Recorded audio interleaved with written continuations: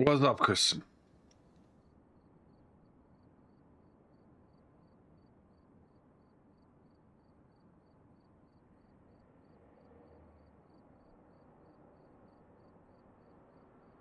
What's happening?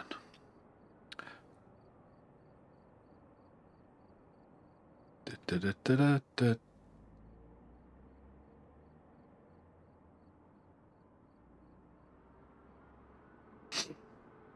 Oh, man, YouTube's acting weird. Let's go back here.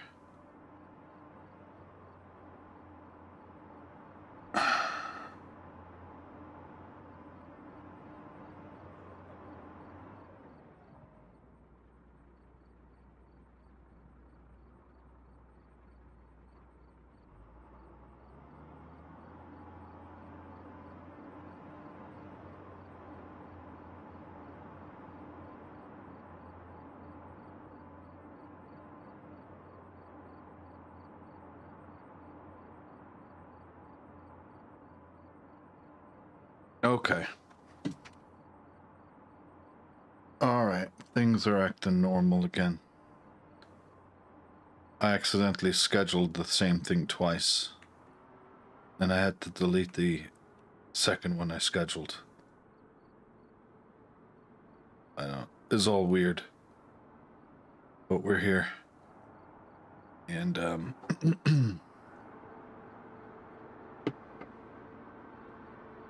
nice short one to end the day. Just over an hour, wheels up, wheels down. Mobile to Houston. Christian, how you doing?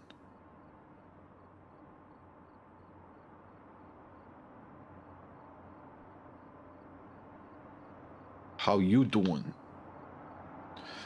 All right, we got our squawk code 4735. There's no ATC, which is not really very surprising. It is late on a Tuesday. So, Houston landing west.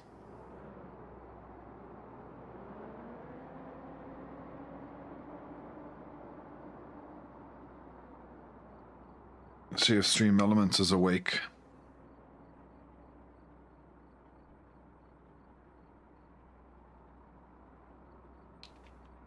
And what we can do right now is, actually, you know what I need to do? What I need to do is make a couple of corrections in OBS.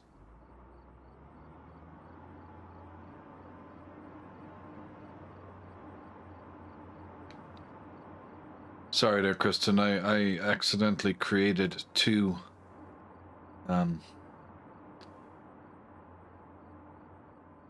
instead of starting the stream, I scheduled the stream. So I ended up scheduling the stream twice. And I had to go and delete the other one, but I needed to make sure that I was deleting the correct one. So there's X-Pilot, and I need to make a couple of adjustments here, so just bear with me. Oops. I'm gonna grab that just like that. Okay, that makes more sense. We'll go lock that. And then I need the Navigraph view. And I need to unlock that. And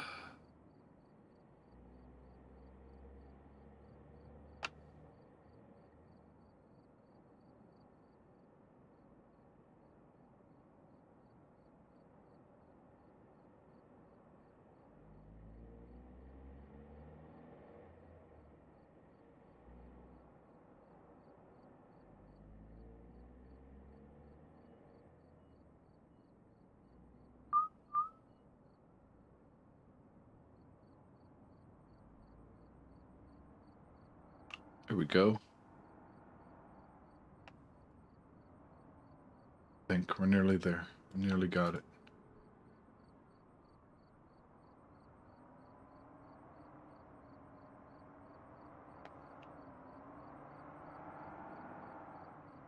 Cling that to there. That's good. Lock that.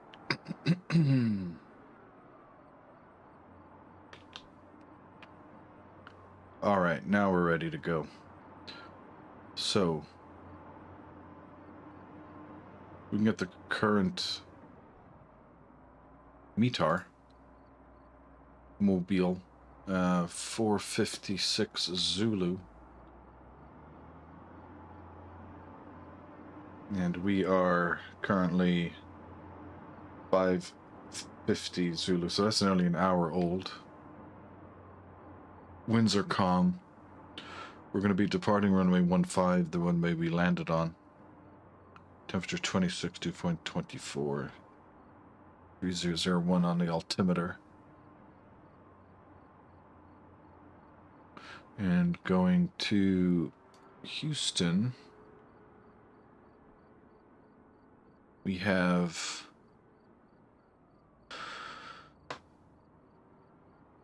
no VATSIM ATIS because nobody's online. But they do have the real ATIS in Houston, which is cool. And we have winds coming from the south, 6 knots. And they are landing west, so we'll select 26 left because it's just easier.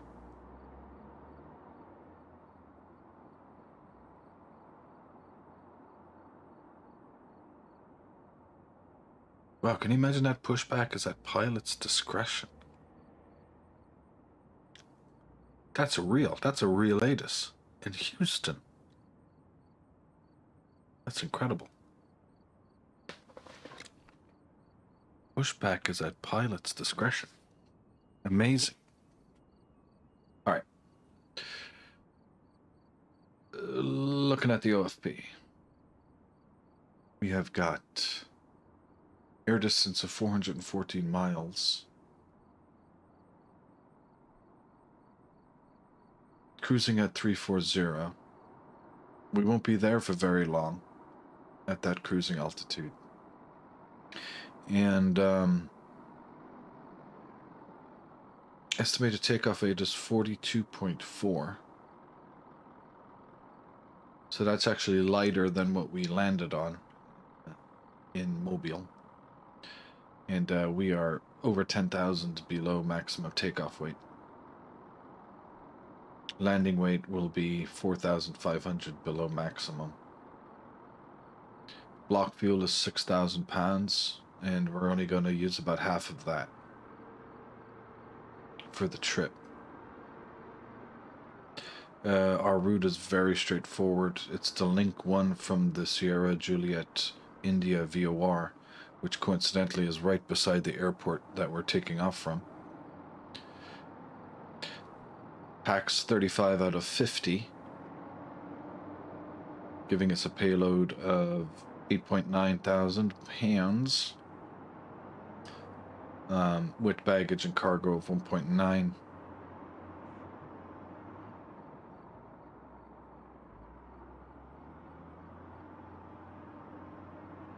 Okay, seems pretty routine. Jump into the aircraft. Super dark here. This Mobile airport has not received any TLC on the community. I might have to work on this airport. I mean, look at this. They haven't even put ramp lights in. There's one ramp light over there, and that's a cargo building.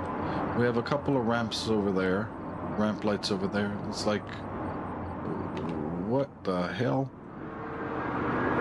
Anyway, all right, let's get rocking and rolling. Let's get our aviation flashlight out, and we'll get both of those batteries. Dome light on. All right, we'll get some cautions here, but that's okay. We'll silence that.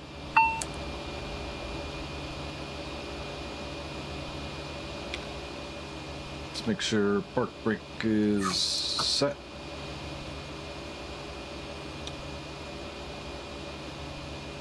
Connect the passenger door. Connect the GPU. Ground objects are useless. They don't do anything. just cosmetic. No takeoff, flap, brake. No takeoff, flap, brake. Gonna go through our routine here. Okay, throttles are idle. Speed brake is closed. Flaps are 0. Park brake is set. Landing gear lever is down. That is all rosy.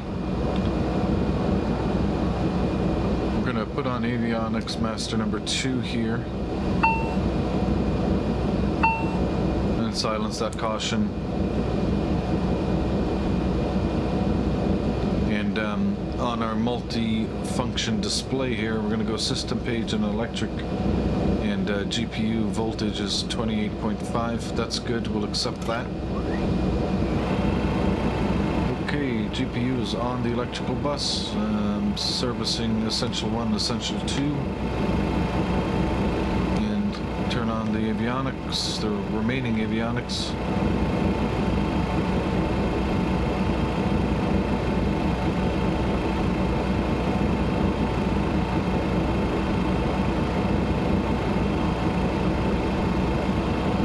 Okay, all the screens are on.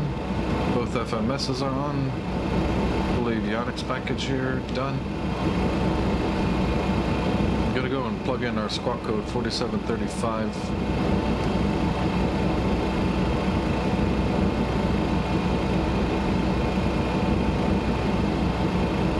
And we'll set that to TARA.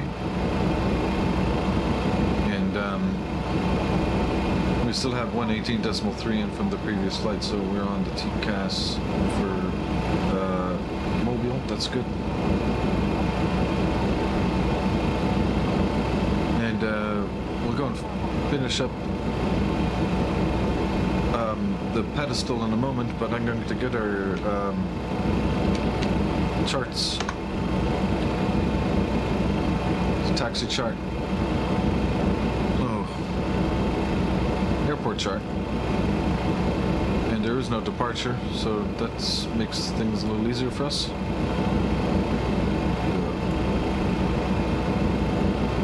We will be taxiing Alpha all the way to runway 15. Pretty simple stuff. And Houston.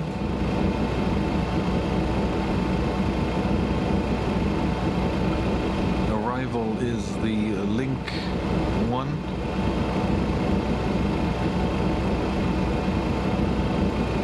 From Semes.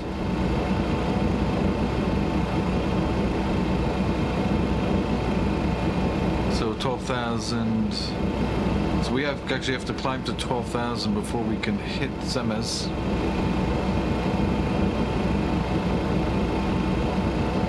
Very interesting. Okay. That's actually interesting. Okay, that's cool. I like that.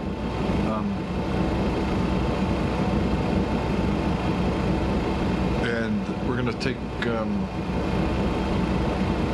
ILS 26 left into Houston. 70-9, and I'm also gonna need the parking gates. I think this is the only one I need.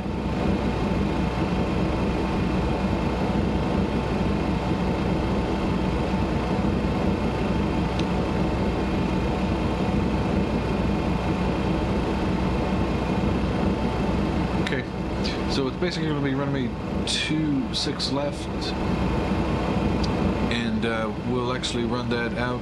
We'll be taking November Echo down to join Whiskey Bravo,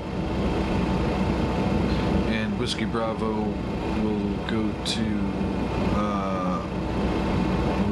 Romeo Charlie, actually. And we'll get these gates down here at the bottom. Terminal Bravo gates. All right. So we'll go through the rest of the overhead. TV's connected. Emergency exit lights armed. We'll Get that fuel pump on, do the fire test.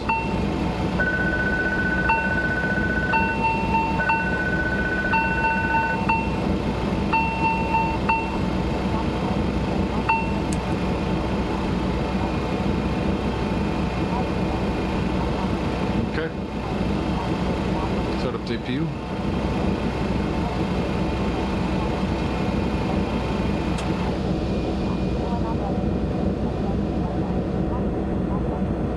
Starting up, we'll go through the rest of the overhead. Ignition switch is auto, that's fine. FADEC, we'll do that later. Hydraulics, we'll leave that off.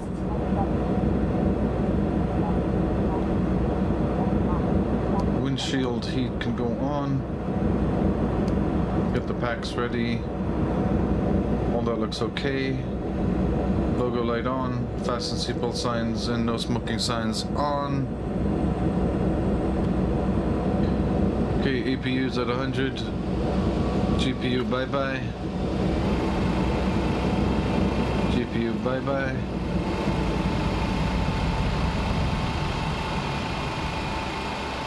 Okay, 340 amps coming off the APU here. That's pretty wild stuff. And we'll open up the APU bleeds. Go. Nav lights on.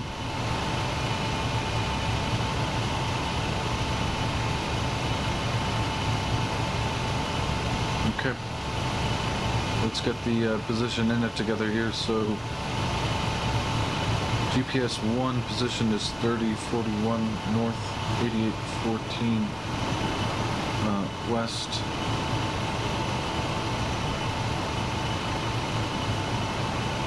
Sorry, I said 38, I meant 3041 and 8814, 3041 and 8814, okay. Oh, no doubt. Flight plan list. Mobile to Houston. Activate. Departure. Runway 15. Activate. Arrival. Runway 26 left. ILS. And question is now, where do we take the ILS from? So the arrival is going to take us to GAR. So we'll take it from GAR. And we are coming in on the Link 1 from the Sierra Juliet India VOR. That all looks good. We're going to activate that. And let's cycle through the points, but first I'm going to go to the MFD and get rid of that, leave the data on there, turn, go to plan mode, and we'll zoom in a little bit here. The 10 miles should be good enough. SJI, but we got to get the SJI rather quickly. 12,000 feet minimum. SJI, Shrek, VPEG, Gurley, EBQ, Link, Gill, GAR, and then, well, it's quite quick. This is all going to happen quite quickly.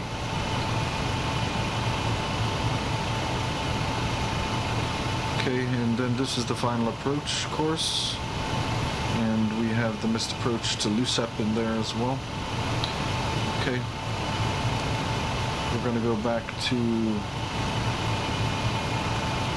here and make sure the jet percent charts and the constraints on the jet percent charts match what's in the FMS.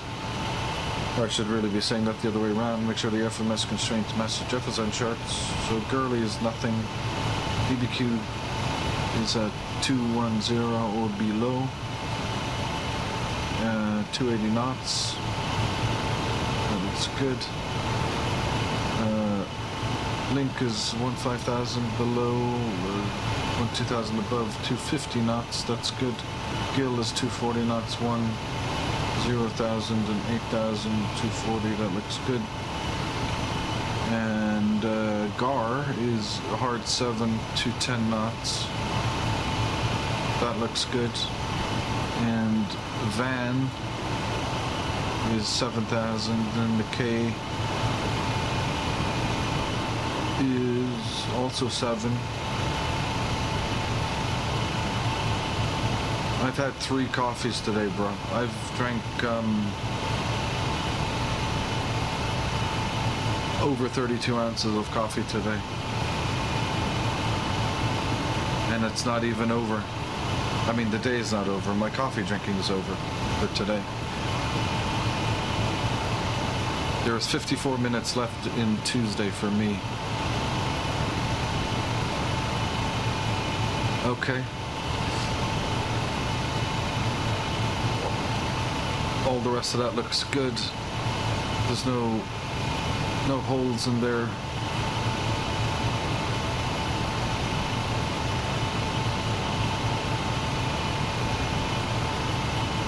$47.35. That is set. I can get rid of this, and I'll just grab the weather again at Mobile.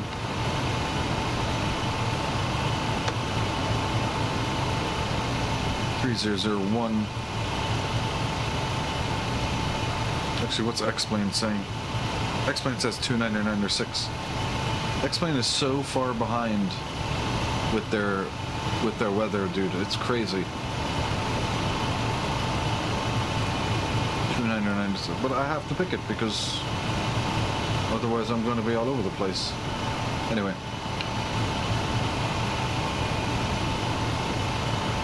Okay, Parfiner page now. And before we actually go through that, we'll weight and balance. Zero fuel weight from the flight plan is 36,700, and fuel is 6,000. So that should give us 42,700. Okay.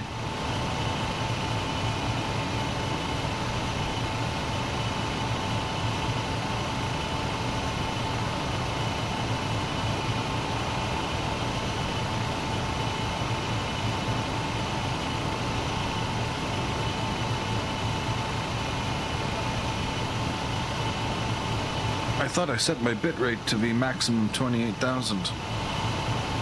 Okay. I don't know what to tell you, bros.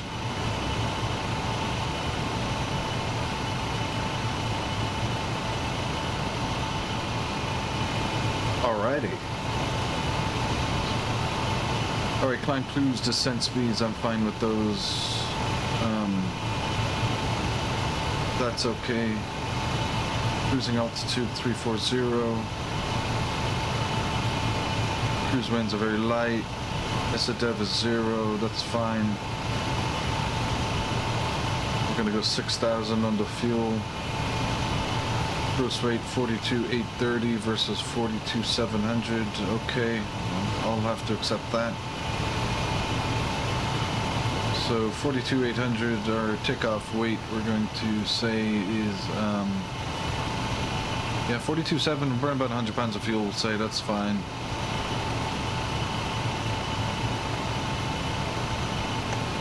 Runway 15, wind is calm. Temperature is 28, I think. Let's check that again. 26. And 30 decimal, actually 299 or 6. 270, takeoff 1, that's fine. We'll go compute that. We'll jump back here. Perf data. Fuel required 3,000 pounds. And we're 2.9, okay, very close. That's good. 1 hour, 5 minutes, wheels up, wheels down, that's pretty. 1 hour, 6, okay, we're good. Yeah, remaining fuel 3,000. Gross weight at landing estimated 39.9.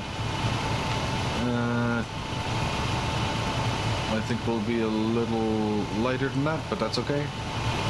And the rest of those pages are fine.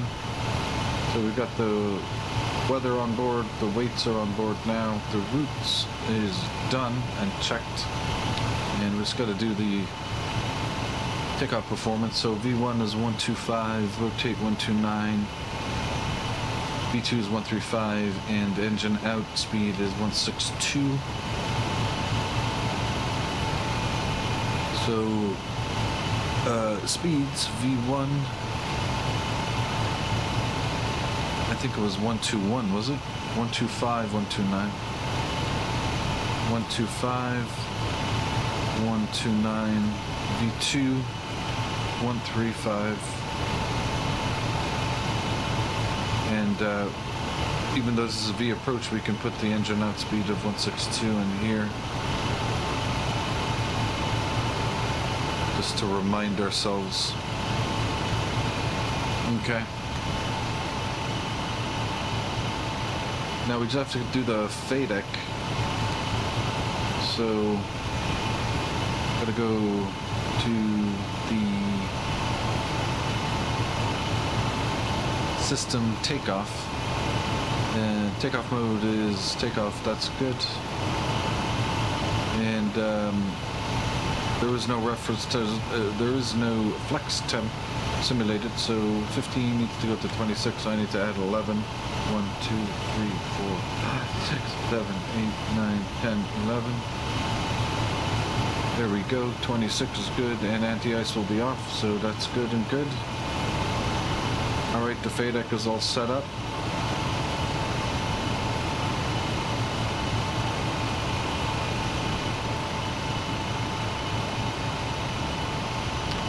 MCP, sorry, not nav mode. We're going to go to FMS1, and FMS2 is on first officer side. We're going to set our altitude to 12,000 so we know what we have to cross Sierra Juliet India VOR by.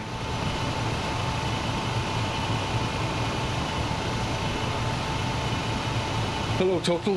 How are you? I'm good.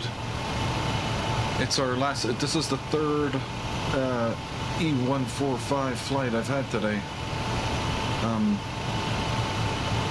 Third and final. I hope you're doing well. Thanks for popping in. Okay, so the mode control panel is good. We just have to set runway heading. And runway heading is 147.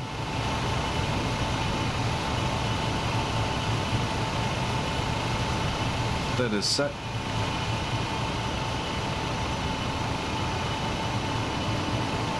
And see where we are here. We're going to push back onto a Bravo with tail facing west.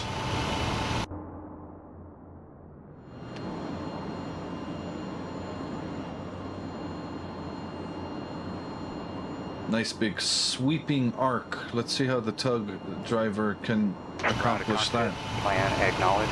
Call me through the menu when you are ready. Okay, red beacon on. Ground to cockpit. Tow is driving up. We can put the inspection light on now. We'll leave the engine bleeds off for the moment. All right. It's so dark in this room I can't even read my own checklists, so it's just memory items right now. Okay, all doors and hatches are closed, ready to connect.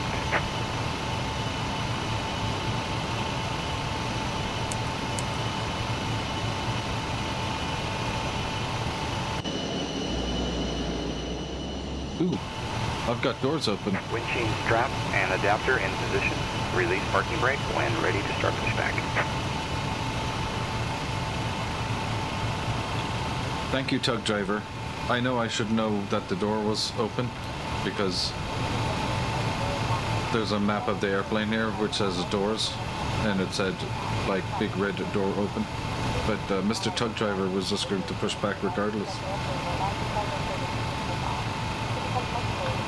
Okay. Oh yes, landing altitude. Touchdown zone elevation is 95, so we'll set it to 100. All right. All right. Aileron and rudder trim are neutral. Starting Pitch trim pushback, is up and you 8. may start That's engine. good. The FADEC is all sorted out.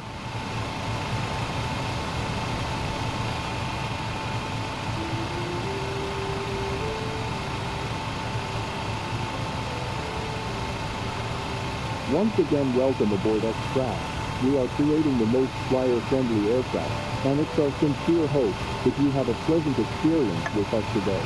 At this time, I would like to review some of the safety features of this Embraer E145.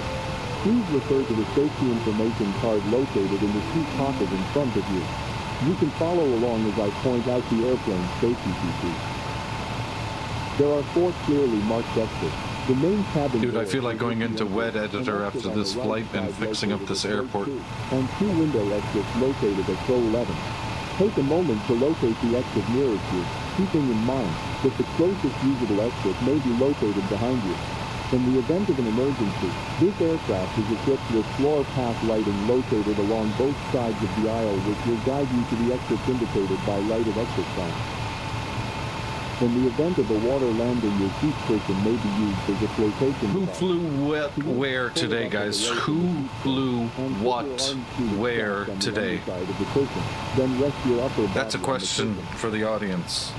Several aviation regulations require your compliance with all lighted signs, posted placards, and crew member instructions. Federal law prohibits smoking in the aircraft cabin and lavatory at any time. Tampering with, disabling, or destroying a lavatory smoke detector is prohibited. To fasten your seatbelt, It's a good thing I have these Coke Zero pull on the loose end of the strap. with 0 caffeine. It's like a double zero. 0 squared Coca-Cola. The seatbelt sign is illuminated. Also, for your safety, we require that you keep your seatbelt fastened at all times while seated. In the event we encounter Oh, very nice. Should oxygen be Istanbul, used, Miami. the mask will drop from the compartment located above your seat. Pull the mask out of the clip, then pull the mask to your face, making sure the pin folds free from the Vizoo! heat above. When placing the mask over your nose and mouth, Vizoo, I was in Dulles earlier. Even though oxygen is flowing, the plastic I actually flew from Dulles to down here. Set If parking you're brake. sitting with someone needing assistance, Park brake set. Okay, let's start up the engine 2. Standby. in preparation for takeoff, please check to make sure your seatbelt is securely fastened low and tight. If your tray table is That's up what I and like off, to see, guys. seat backs are in We the gotta upright fly every day. All carry-on items need to be placed beneath the seat in front of you, and large portable Well, maybe not every day, devices but- need to be turned off and stowed. Small light Okay, we need to go to the electrical page here. Yeah, that's okay. I will be dimming the cabin lighting for departure. Individual reading lights are located above. Gotta go to the electrical page and we gotta take a look at our generators. Ah, yes. We can make your flight more Our generators, 3 out of the 4 generators are rocking. We'll get the other pump on. And I have enough for the hydraulics to protect that and engine 1. You gotta wait a few seconds for engine 1. There we go. Dude, it's Coca-Cola 0 calories with 0 caffeine. I call it 0 squared.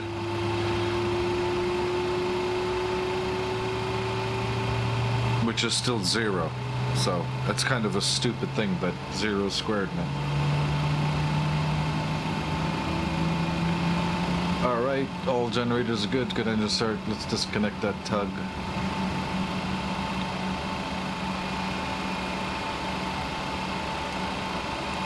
Get the engine bleeds going. APU bleed out. We'll stop the APU. And shed bus goes back to auto. Tow is disconnected and bypass pin has been removed. Hand signal will be on the right.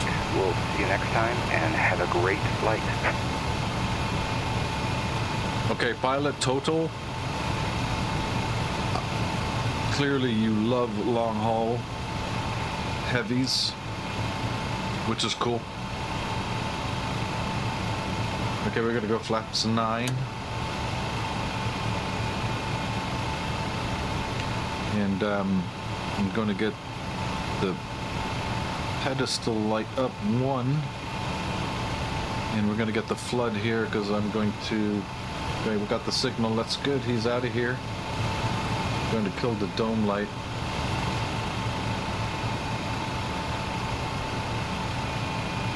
And we're going to release the gust lock.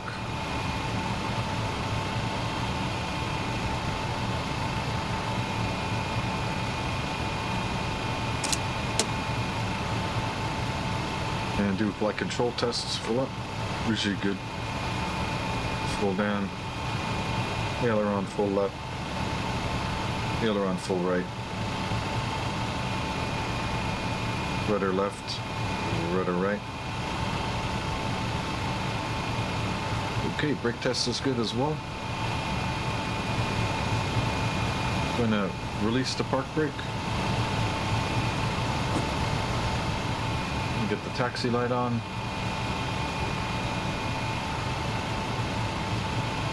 And do a takeoff config test. Takeoff, okay. All right. A blind squirrel finds a nut every once in a while.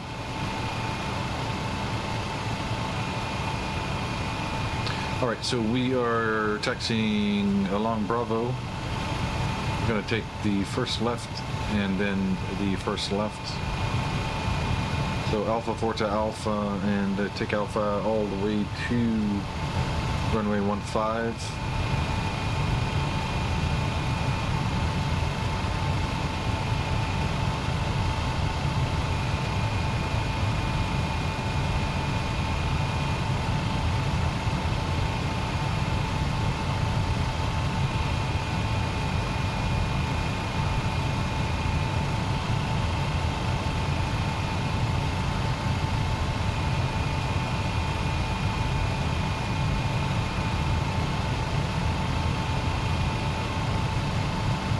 Okay, so we got a long haul Istanbul to Miami. And we got Fizou in the MAX 9 San Francisco to, this is my turn here, San Francisco to Washington. That's a good old, it's a good old flight there. Really poorly signposted here. We're okay. Oops. The taxiway is this way.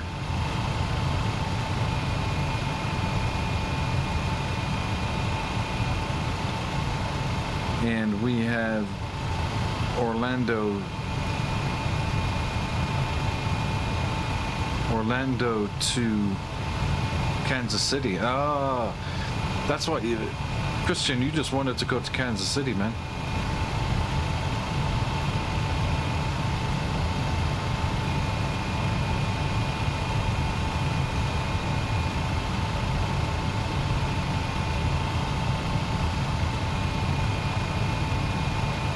Yeah, this Mobile Regional needs quite a lot of work in WED Editor.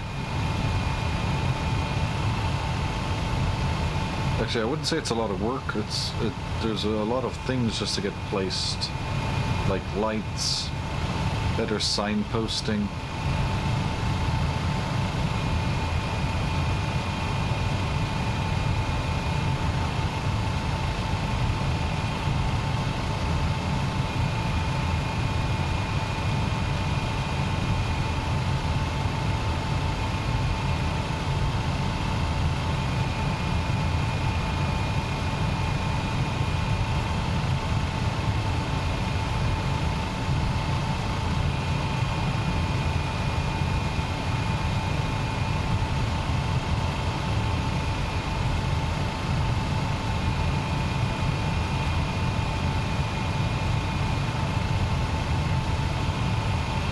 Dude, my dinner was a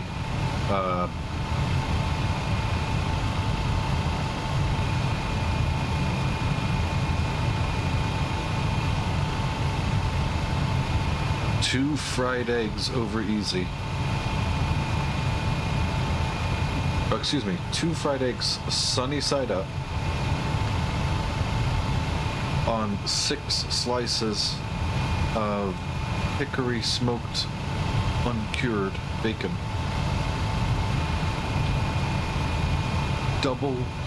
Triple grilled for extra crispiness. Not fried, grilled.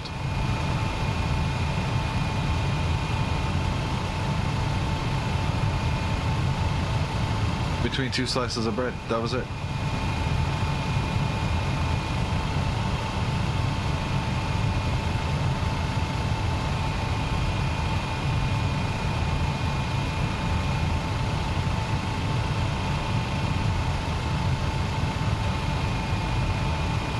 Yeah, I looked at the fridge and there was 6 strips of bacon there, and I was like, you know what? These are not going to make it. You know, this uncured bacon, it don't last that long. You gotta use that stuff up real fast.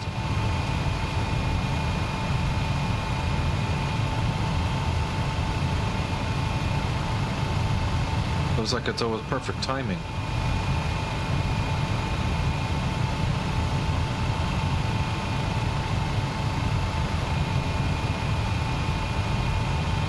Okay, so I'm going to kind of set a bit of a timer here. I'm going to set the timer to about 6 minutes. Excuse me. 3 minutes. So we're going to go 3 minutes on runway heading before we make any turn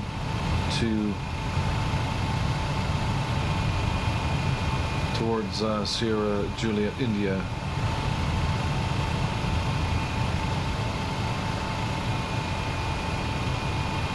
Okay, we are clear on the left and on the right.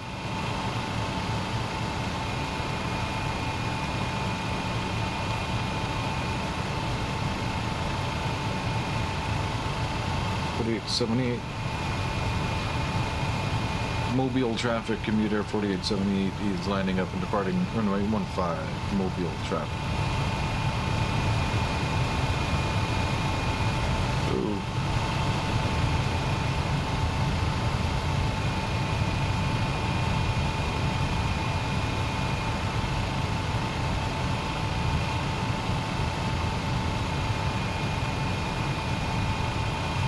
We're looking for 147.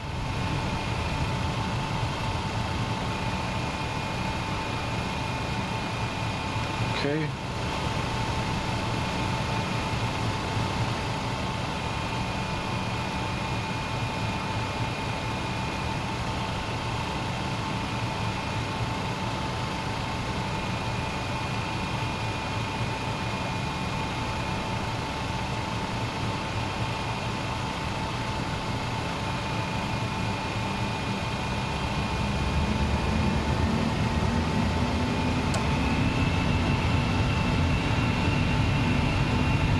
Set.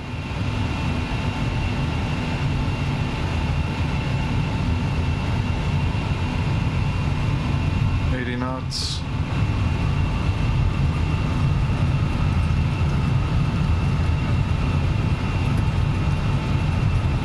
V1, rotate.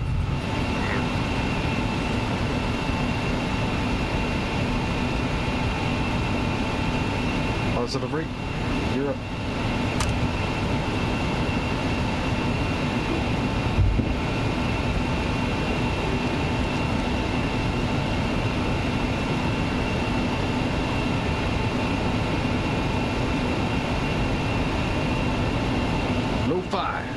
Welcome. Don't know if you just caught that takeoff runway, or you just dropped it. We're still taking off. Go flaps up.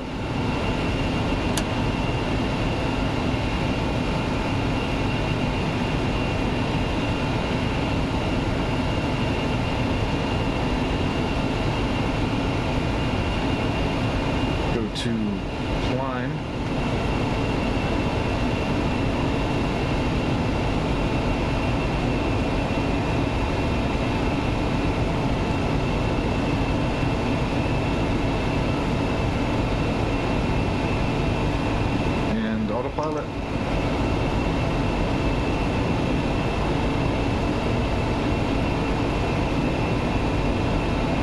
tidy up the lights here.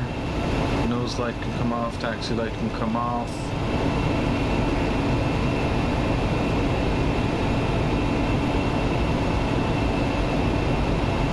Okay, we are at 2.5 minutes.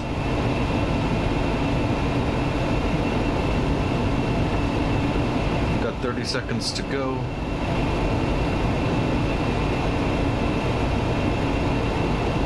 Go speed mode now.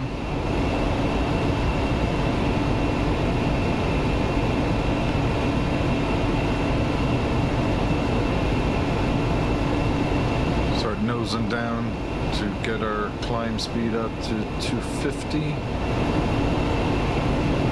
And 3 minutes, okay. Reset.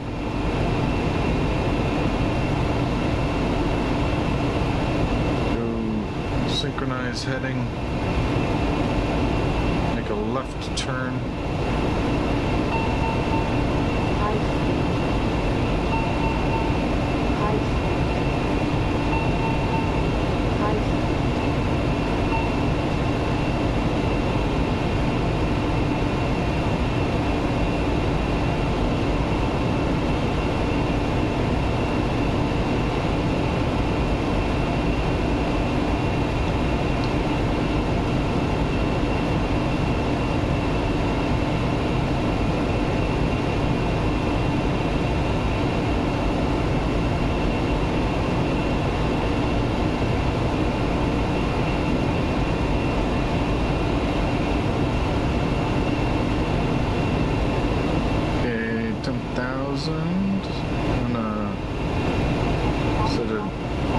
Target speed of 290.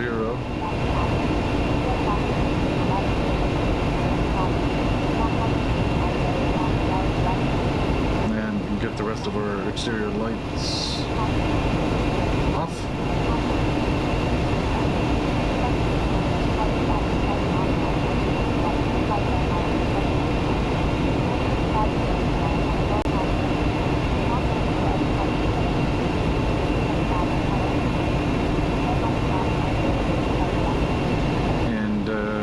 Direct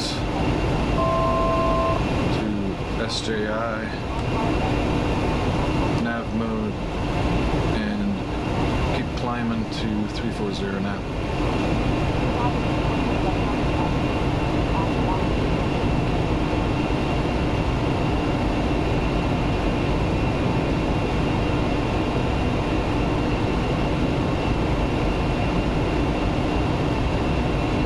Got two 737s and a Boeing 777. So Boeing has been well represented here today on the survey.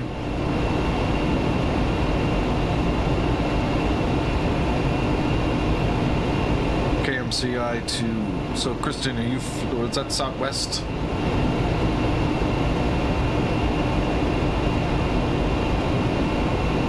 Was having the trouble with the Southwest livery, or it was the livery which was causing the auto throttle to disengage constantly.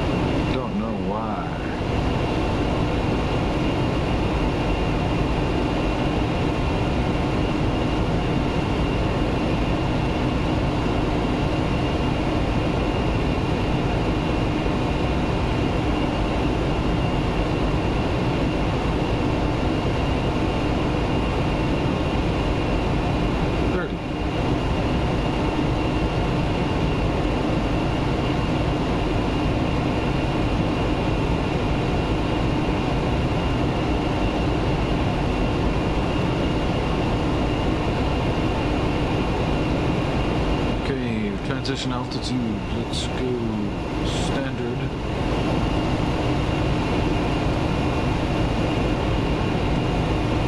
Passing SJI VOR. On to Shrek.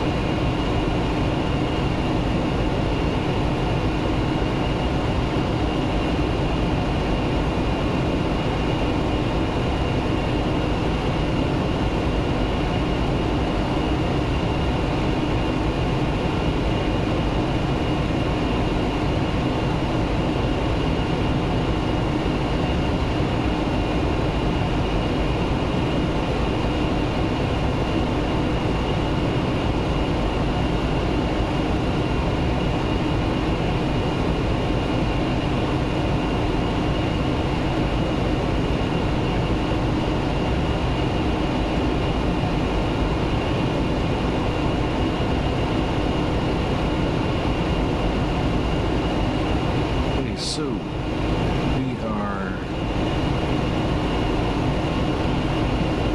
BBQ is the first fix that has altitude constraint, flight level 210 or below.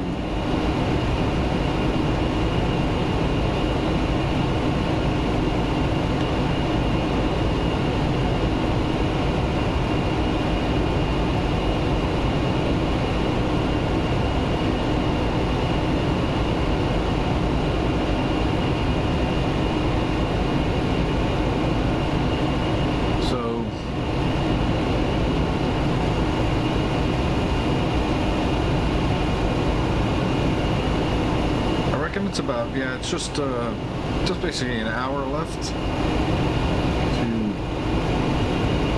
wheels down.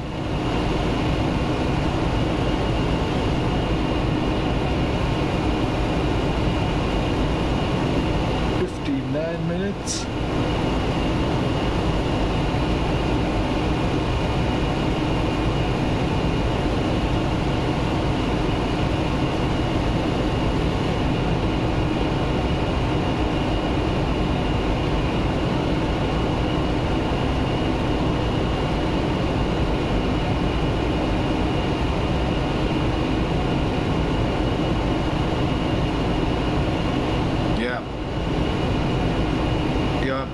I enjoy flying this Embraer E145. It's got a couple of gremlins in it, but it is totally manageable.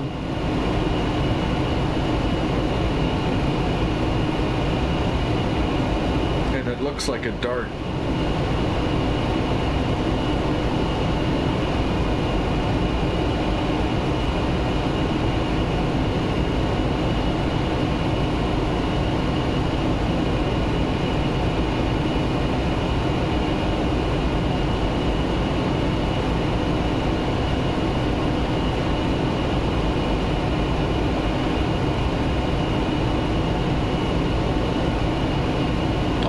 is it possible? I was thinking about that, Lo-Fi. I wonder, is it possible? I wonder, is it possible to do a camera, an exterior camera?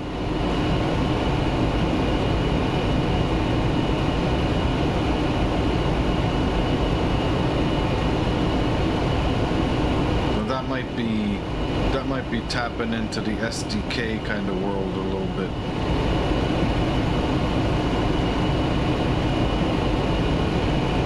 Well, honestly, I think you've got everything there. I don't think there's any major chunk missing. But I haven't downloaded the new one.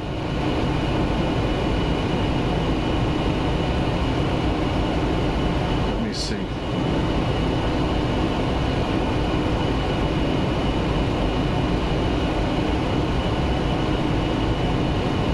I don't remember.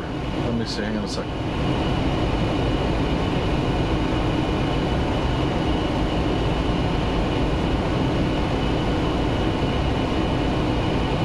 Yeah, I gotta get the latest update, the tester version. I haven't opened that one up yet, so it was just the one I was using yesterday.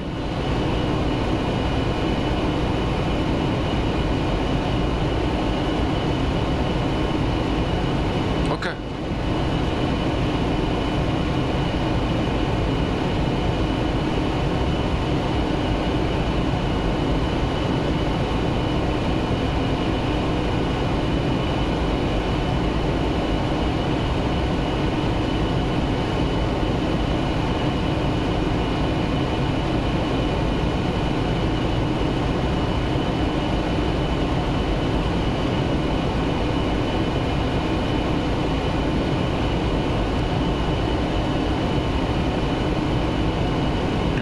Speed up to not 2, Mach 0.76.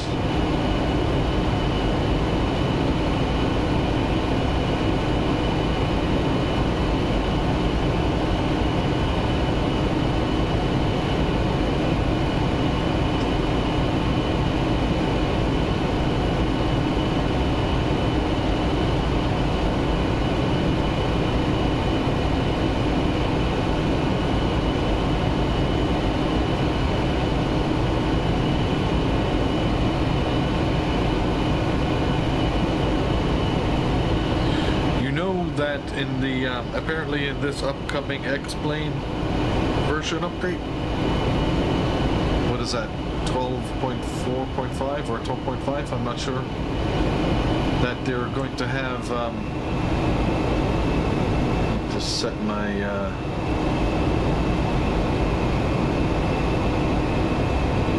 they're going to have a new API for glass cockpit screens. Maybe you could tap into that. Maybe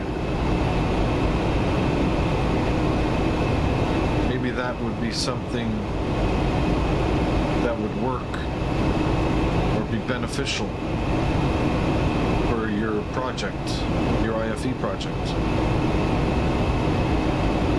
You know what I'm talking about? The next update from X-Plane? They said there's going to be a new API that developers can use for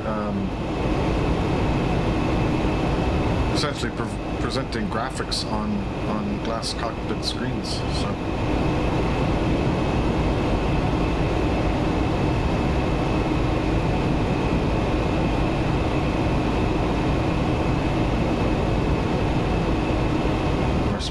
Is a little bit too high.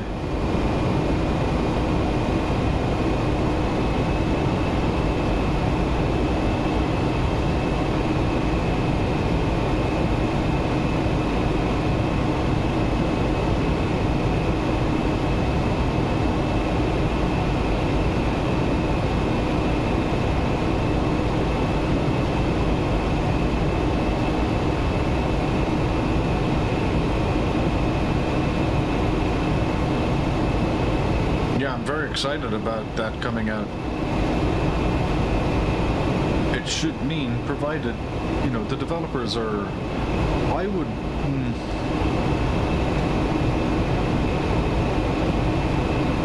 you know, I kind of wonder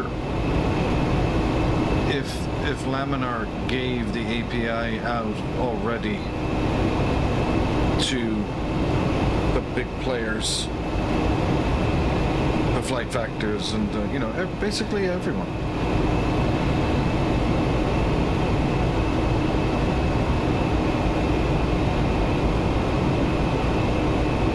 Yeah, apparently there's going to be like basically no anti-aliasing whatsoever.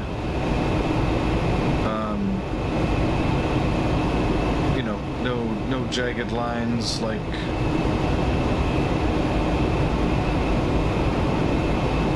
Actually, you know what? This one's actually pretty good. But there were some glass cockpit screens on some other planes, I can't remember right now, where, oh my god, the blurriness is insane.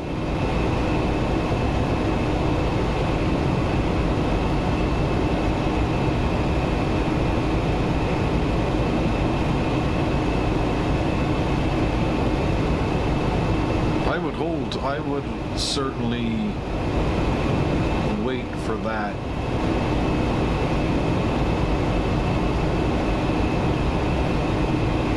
I mean, listen, one thing I was thinking, and I'm sure you've probably been thinking about this as well, is on the IFE project, when it comes, like, if somebody has like a Netflix account or, you know,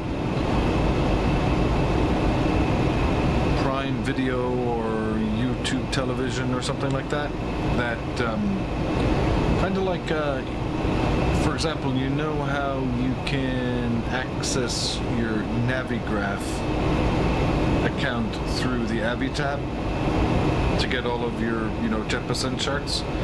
If you could access your YouTube TV account through the IFE, you could just sit down and start watching your YouTube television stuff or Netflix, so you could literally watch whatever you want, which would be pretty cool. Like, think about it, like, you're, all right, we're gonna do a long haul 777 stream, right? Long haul 777 stream, and you know, you get up to your cruising altitude, all the heavy lifting is done, there's no ATC around, and you walk back to the seat in business class or wherever, and then sit down and kind of like, all right, let's watch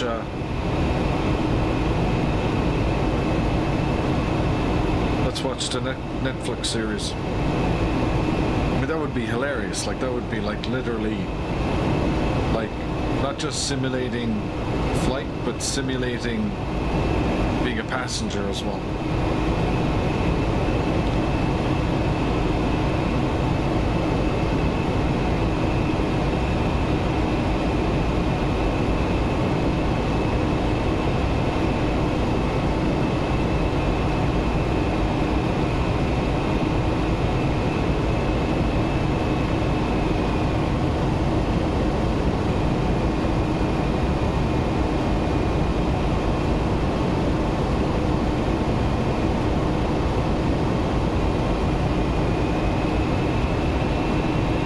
The question is, can you make a browser in the IFE?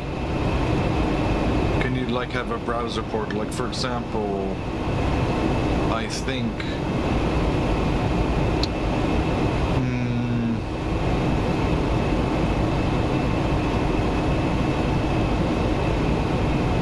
I thought, or maybe it's through the other heavy tab.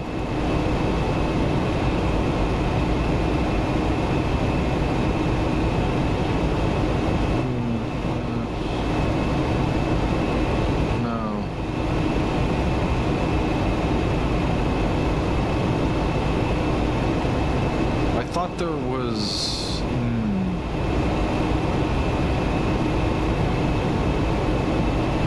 oh no, it's it's not an AviTab, it's in Volanta. So in Volanta you can launch a browser.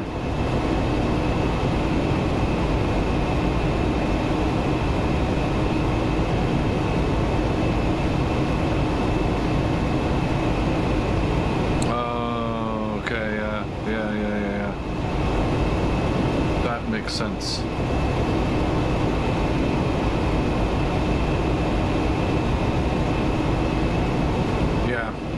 No, you're right.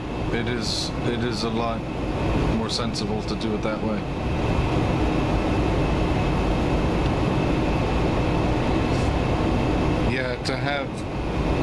To have the sim, oh my god, the overhead would be brutal actually now that I think about it. Running Chromium. Oof. Inside the sim.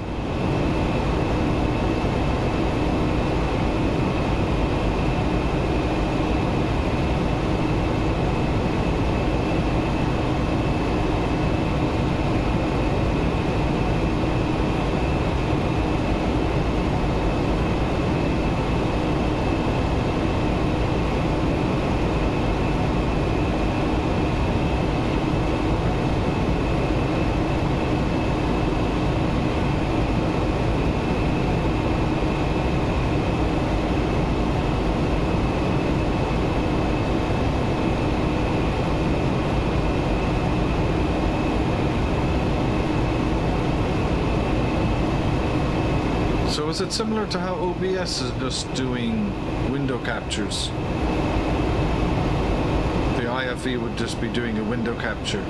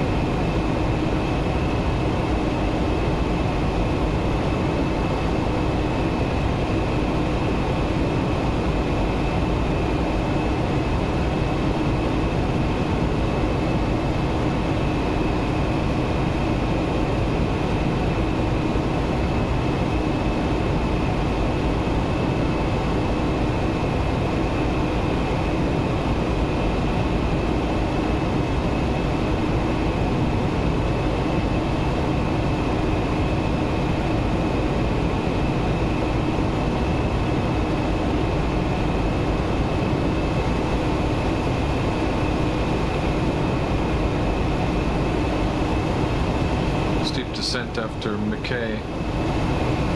Whatever.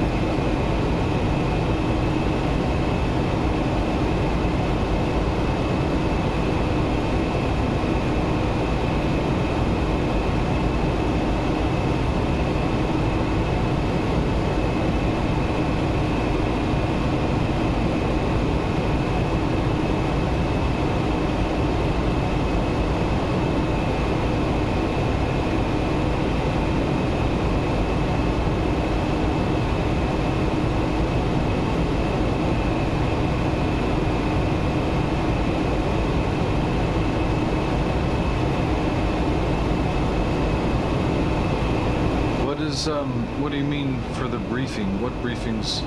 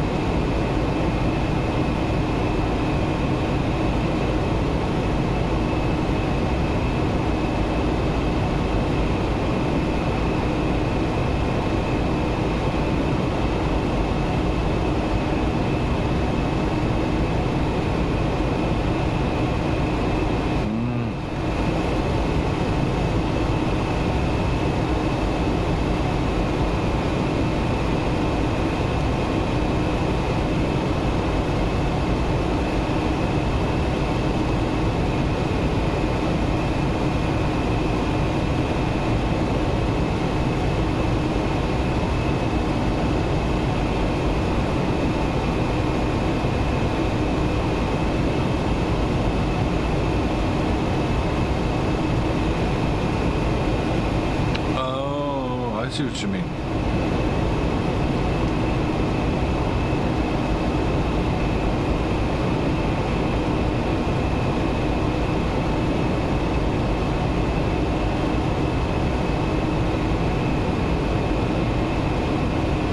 So literally your movie will get interrupted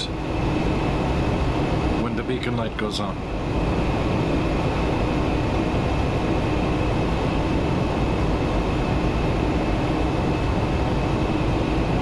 Man, that's some serious attention to detail.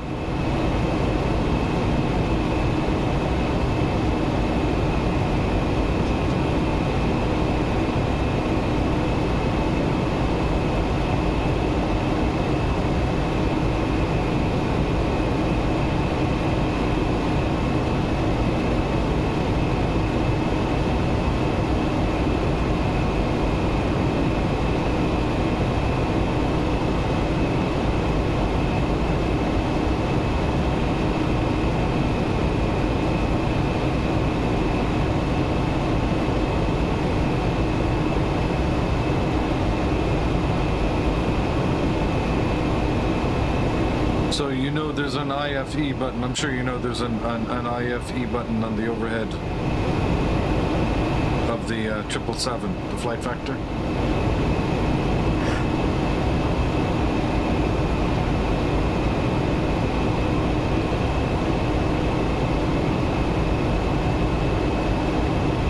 So I didn't actually check when I tested it to see if you had linked it to that.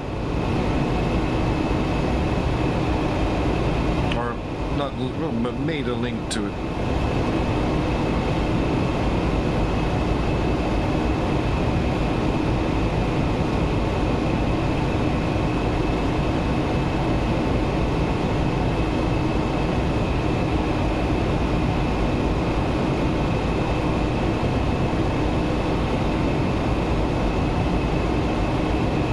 We got some company going into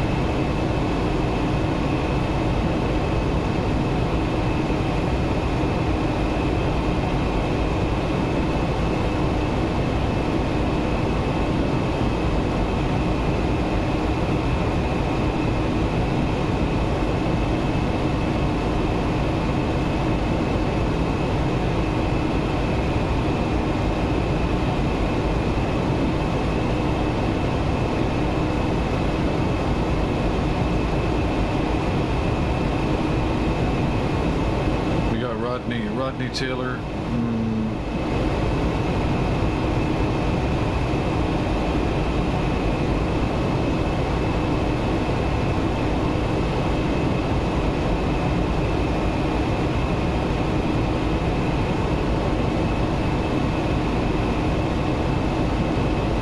A nice short flight, even shorter than ours. In a 737.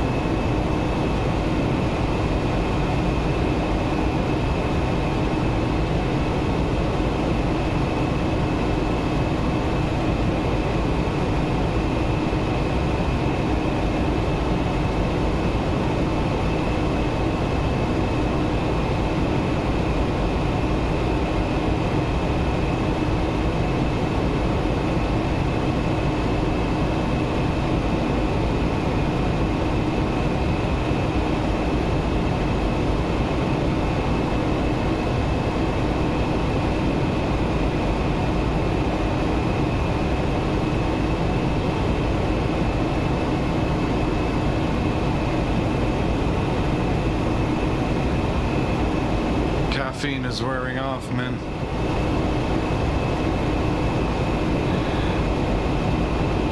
Yes, it does have a couple of gremlins in it, but I agree. I think it's a good...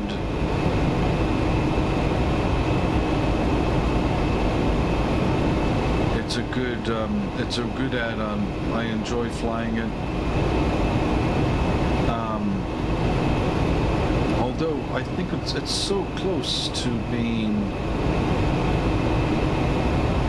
as study level as a regional jet could be study level, you know. There are some things they have to probably sort out. Listen, I'm no Embraer 145 aficionado, but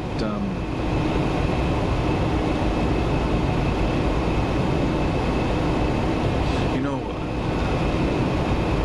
it's amazing to me that X-Crafts have not simulated either flex temp or derated takeoff at all, ever. I really hope V3, I got a lot of hopes for V3, but V3 is the E-jets though, right? I don't know what they're going to do with the ERJs.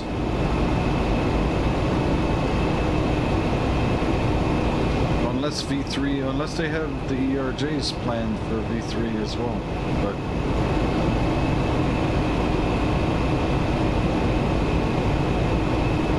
I mean, they are so close to, once they sort out the E-jets with the, you know, their VNAV issues, there's definitely VNAV issues with it, there's the ILS localizer glide slope not being able to capture that, and you know, if you have a discontinuity in your flight plan, then you're kind of screwed and you can't play catch up, and the direct to a waypoint is chaotic, and get through all of that stuff, get holds, get arcs, get approach arcs, get SID arcs and star arcs. Then they're basically across the threshold of study level, and given their, you know, they already have some of the best texturing and rendering. I don't know who's better than them in texturing and rendering. I mean, it's incredible, the models they produce. Yeah, if they just fix that, fix what's under the hood, and you know, they'll be selling stuff for over $100 US. Anyway, top of descent's coming up, and gotta get a couple of things sorted out here. Just about 25 miles top of descent. Let's go and get the current weather in Houston. Winds 210 at 3. This is 653 Zulu. So pretty new.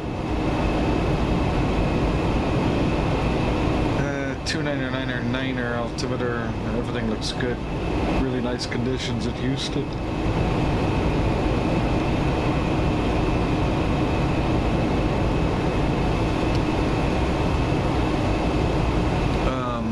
My fuel situation is I have 3,550 pounds of fuel left.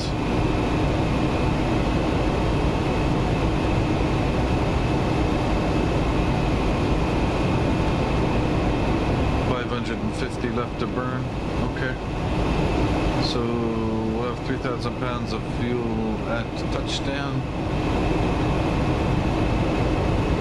Zero fuel weight, 3 26.7 plus 3, 39,700.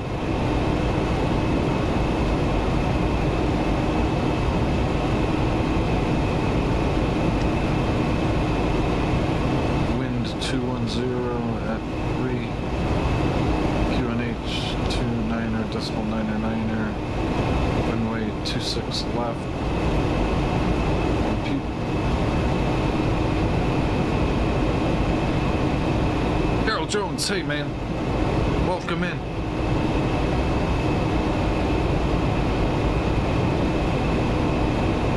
Are you going to be mass producing your tillers, Daryl?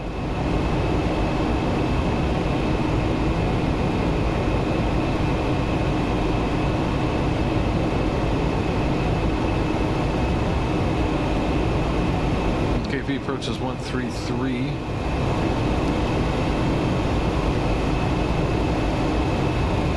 Oops.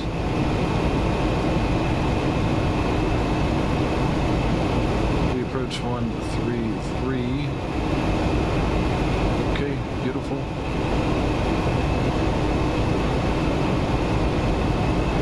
Gotta keep that TCAS on because I don't know where that guy's gone. There he is.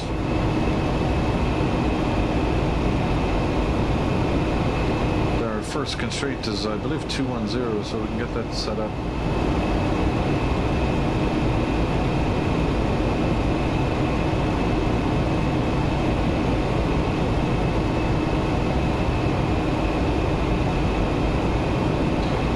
Alright, let's go to indicated airspeed. Set that to 260 and go to speed mode and pull back.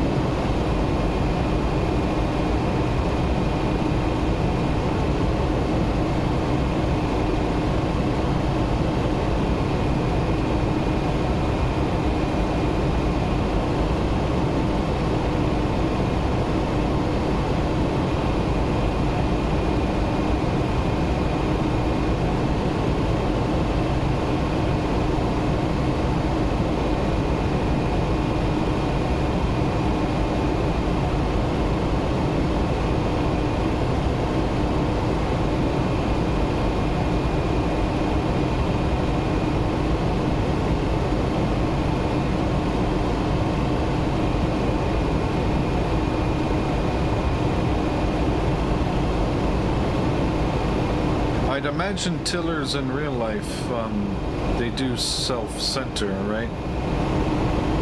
Kind of sort of like the steering wheel of a car basically will self-center.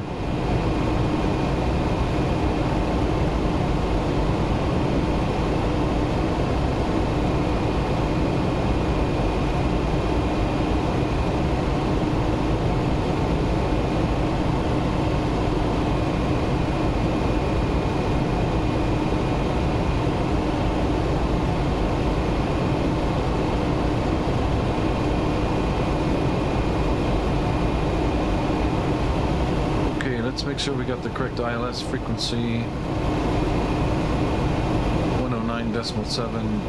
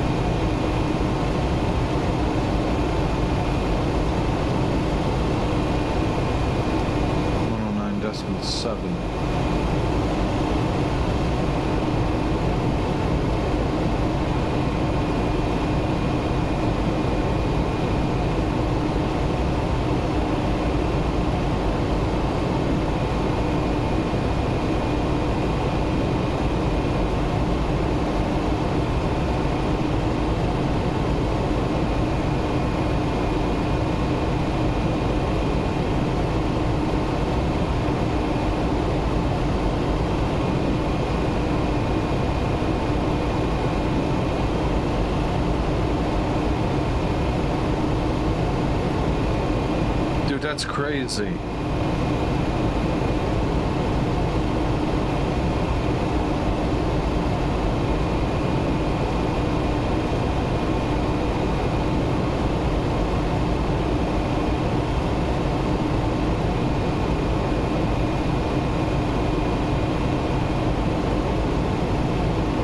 That is wild. I can't believe they did that.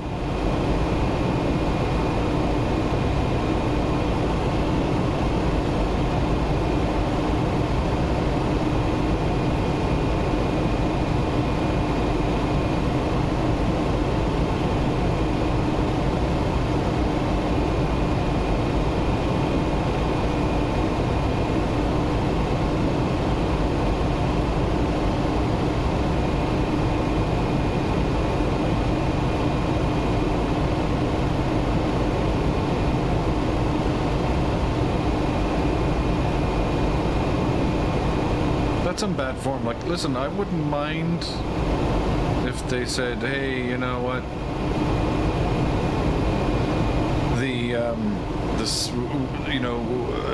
We're purists in the simulation world, and the sim should all be in the cockpit. We're gonna keep going down here. But to say at the end, yeah, you know what, you're not gonna get that to work anyway, is like, screw you, man.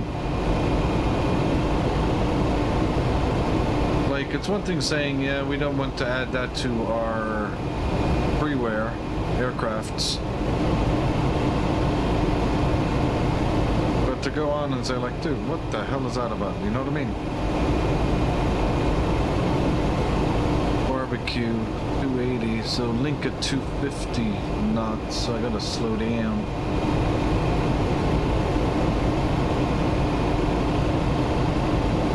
Yeah, just like a simple, like, yeah, we're not interested in an IFE, good luck with your project. If we change our mind in the future, maybe we'll reach out to you. And like, there you go. But to end it on a note like that, where you're like, what the hell, are you kidding me, bro?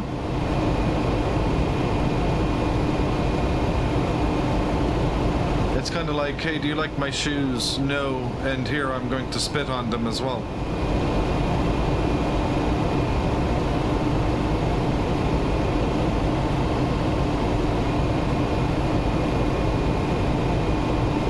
So, 1-2000 now.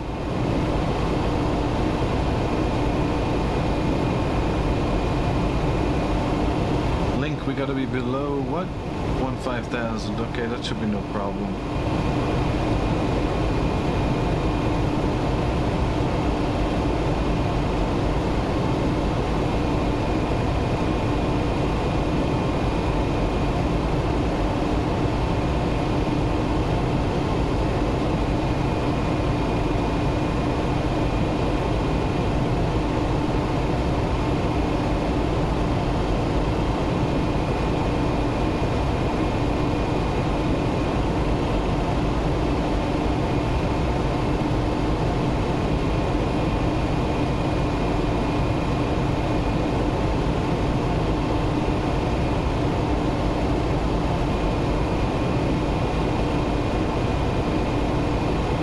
transition altitude met. What did I say? The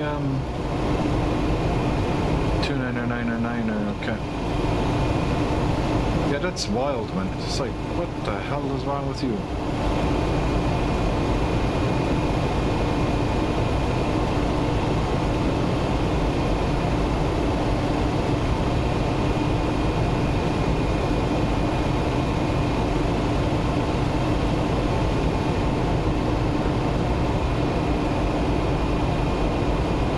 Okay, and then after Link, we have Gil.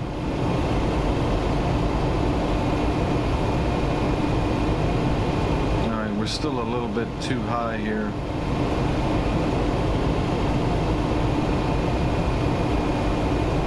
Gil is at 240.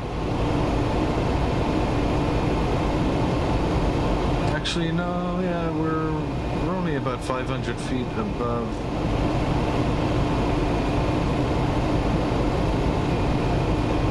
Gotta go to 240.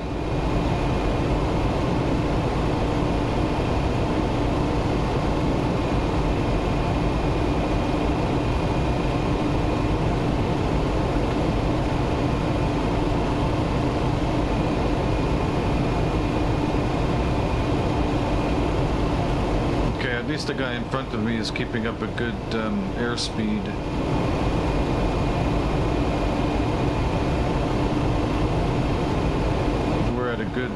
We're at a good distance.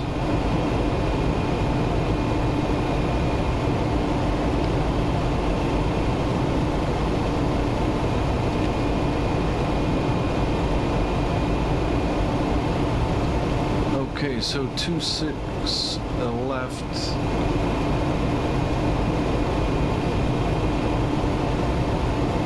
We'll probably be off at November Foxtrot. We'll take November Foxtrot to November Alpha to November Echo to Whiskey Bravo. Gil.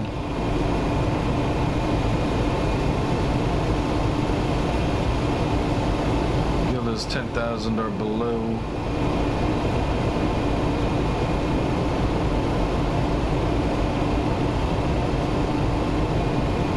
I have to go vertical speed here.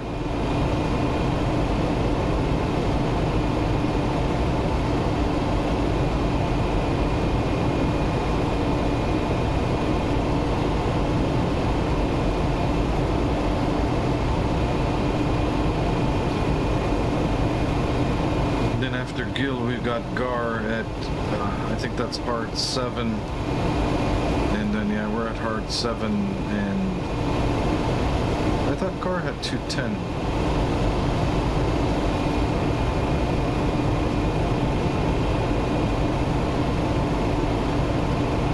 Sure did.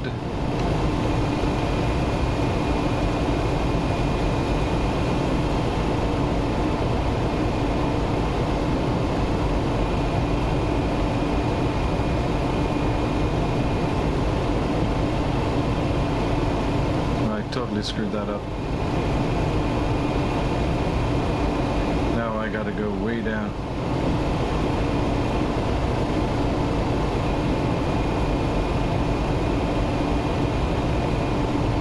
I'm gonna go down to 7,000.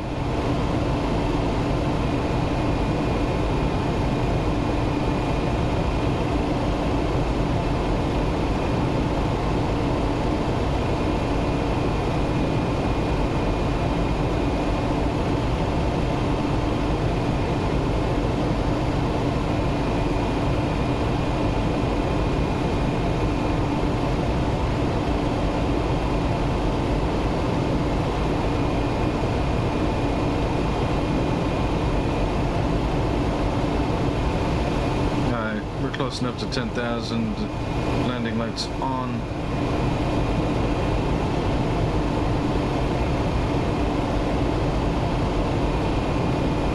Back to speed mode.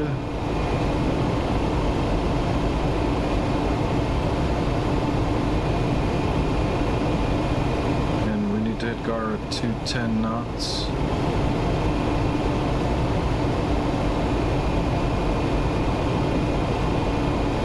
Let's switch over to CTAF. which is... I thought I got the CTAF. I guess I didn't.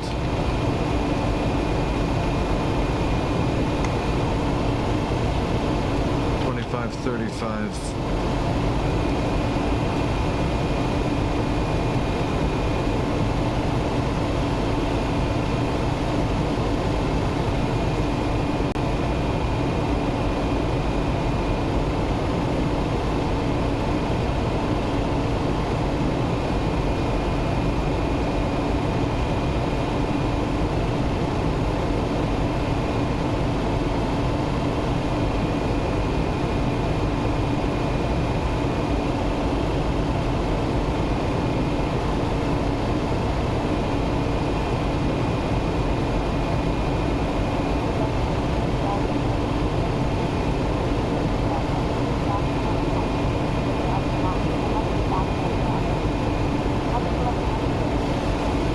The fuel situation look like here?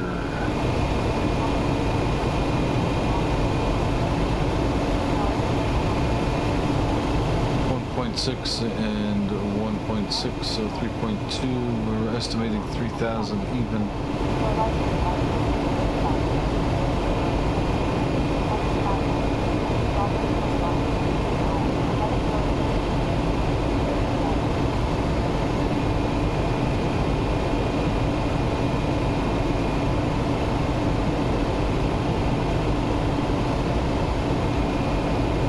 Approach 133, 1,000 to go.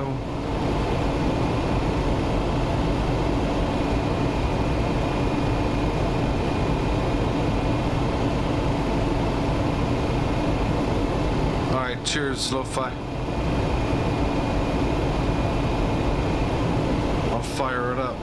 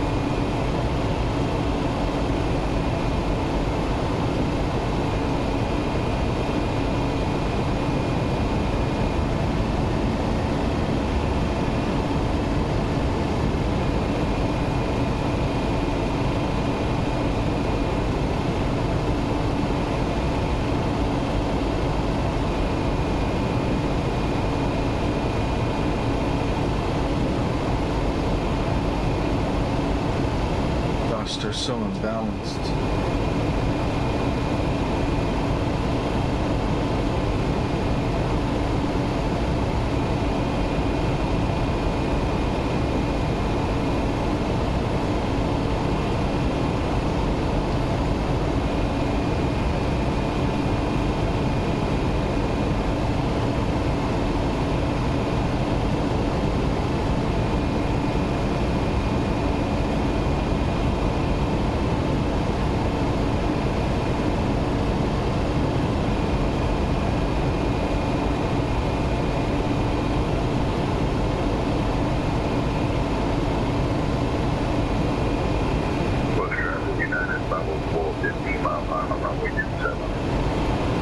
He's going to 27. Okay, good.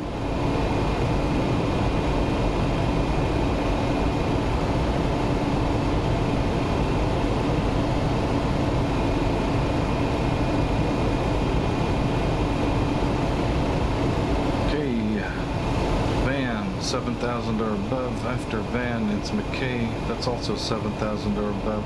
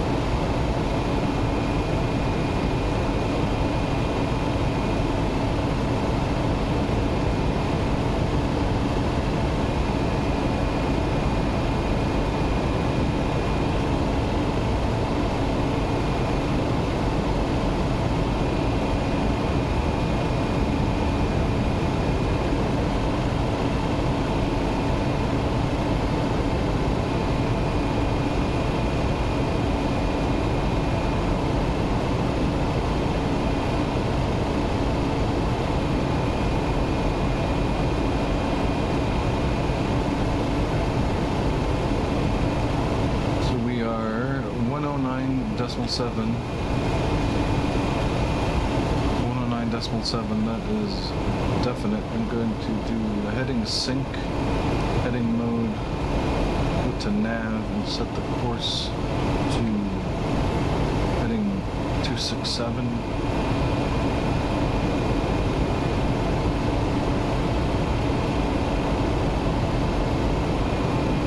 There we go, it's set.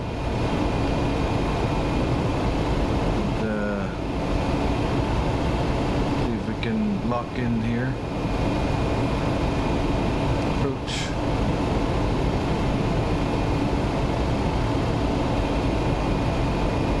Awesome. Houston Intercontinental Traffic, Commute Air 4878 is fully established. ILS runway 26 left. 22 miles DME. Houston traffic.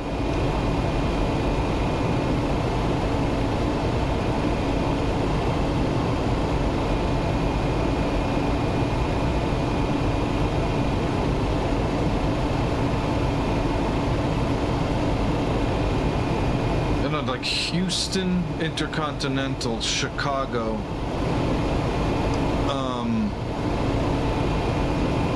Houston Intercontinental, Chicago, and what's the other one?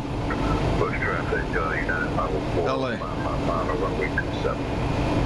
LA, you can capture the glide, you can capture the ILSs like way out. Gonna go flaps 9.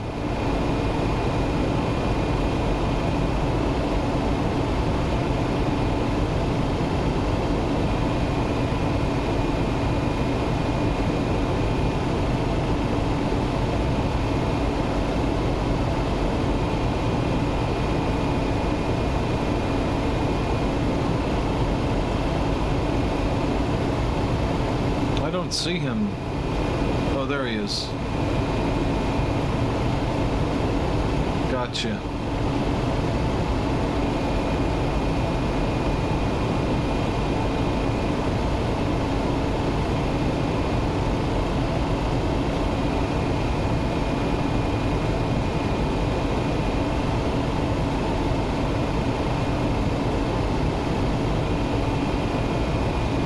Okay, we are now 16 miles DME.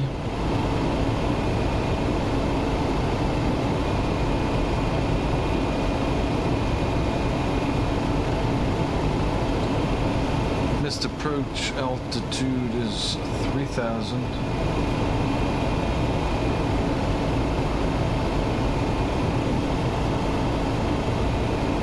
Minimum's 200 radio, that is already set. Final approach speed 133.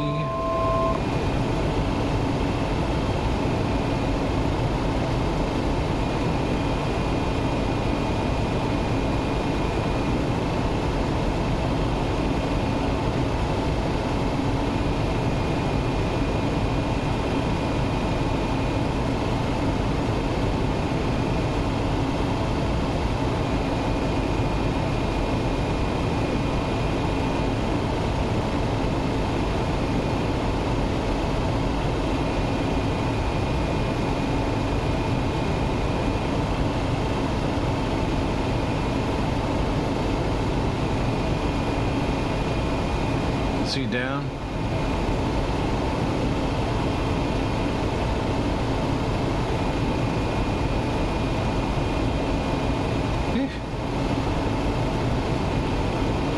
Looks like he's super high up there.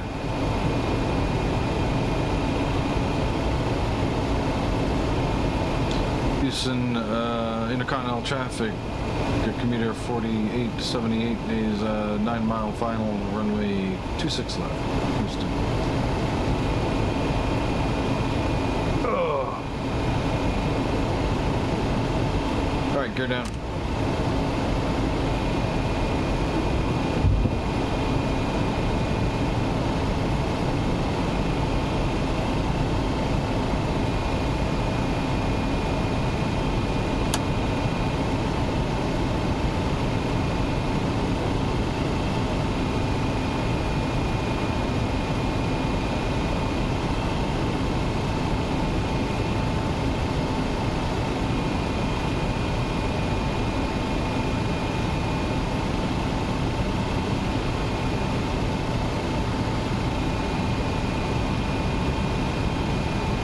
Flaps 22, that'll be final.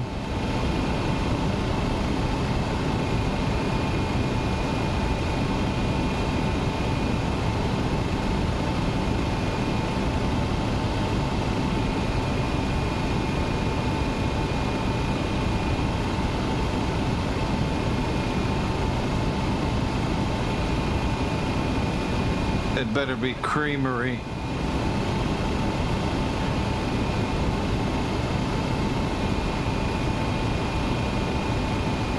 Put these throttles down a little more.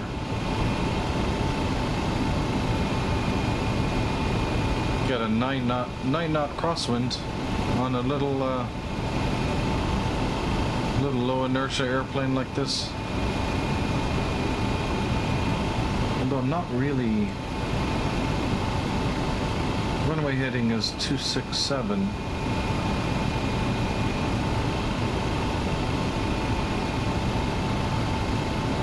I'm not really seeing much crabbing at all.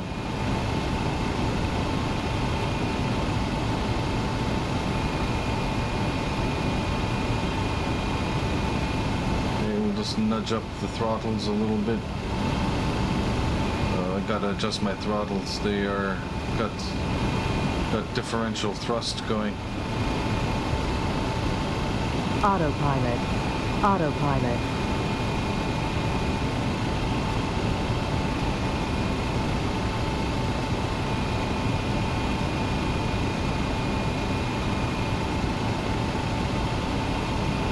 Approaching minimums.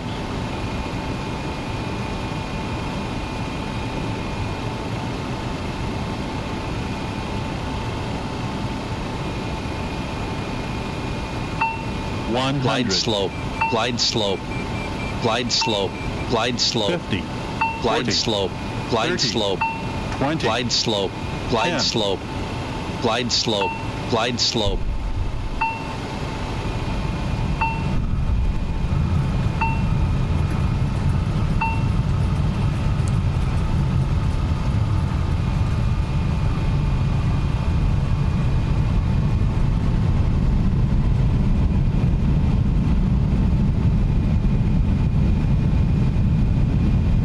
The moray effect there is crazy.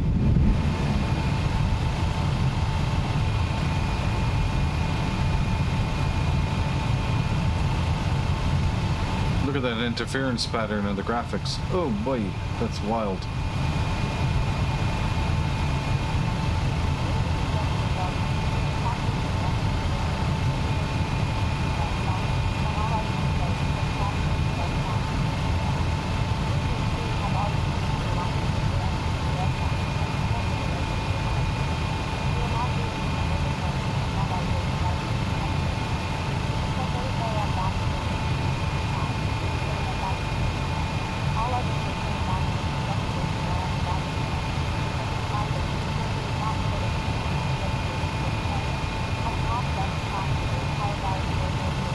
Okay, we are off at November Foxtrot. Houston Intercontinental traffic, commuter 4878, vacated 26 left, taxiing, parking via November Alpha, November Echo, Whiskey Bravo, and Romeo Charlie. Houston Intercontinental traffic.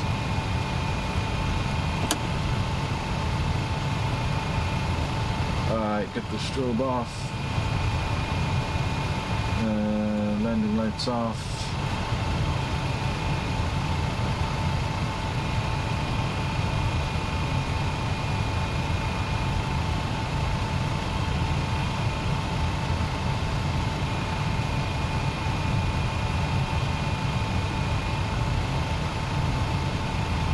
I should turn off that ground proximity warning.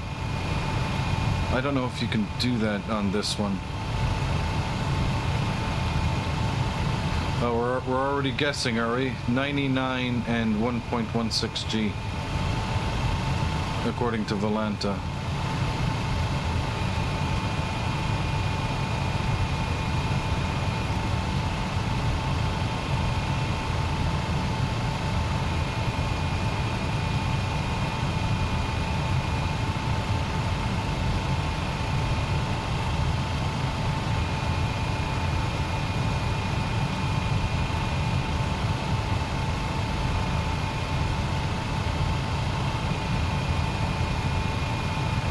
Alright, this is a November Echo. Yep.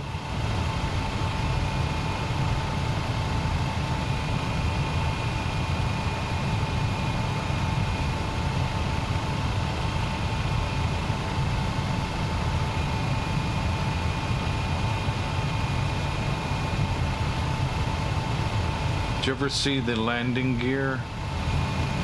Did you ever see the oleo arrangement of the ERJ landing gear? It's actually genius. It's got a hydraulic, it's got two hydraulic, it's got a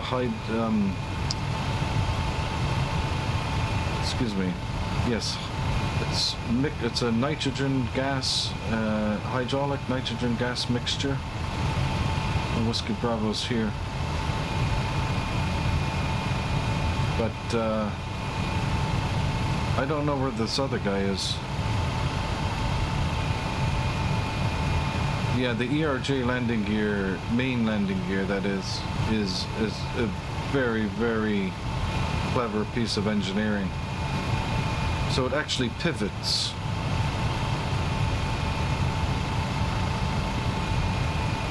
I'll zoom in on it. I'll zoom in on it and do a slow-mo of the landing. So Romeo Charlie. It's a real genius little piece of engineering, and it's so simple as well.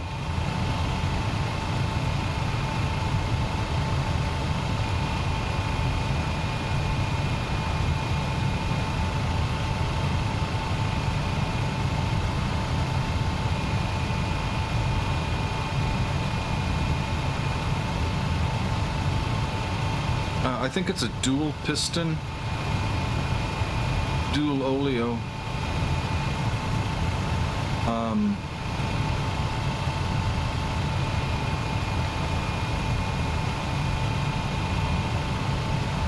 How would you say it? Dual strut oleo?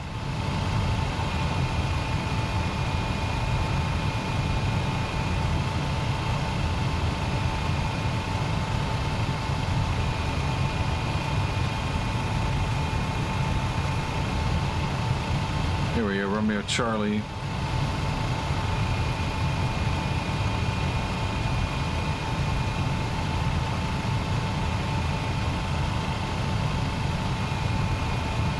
It's really clever. I don't know, maybe you looked it up online, but it offers, like, if you think about it, the feeling for the passengers landing in that airplane is like beautiful. What the hell are those?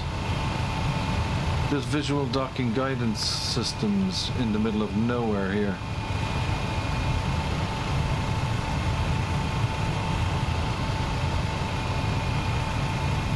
Somebody's taking the piss. Are they actually? They can't be. Oh, shit. SR1, SR2, SR3. Wow, fair enough. We have Bravo 47. So it's the last arm on the left, just before the bridge.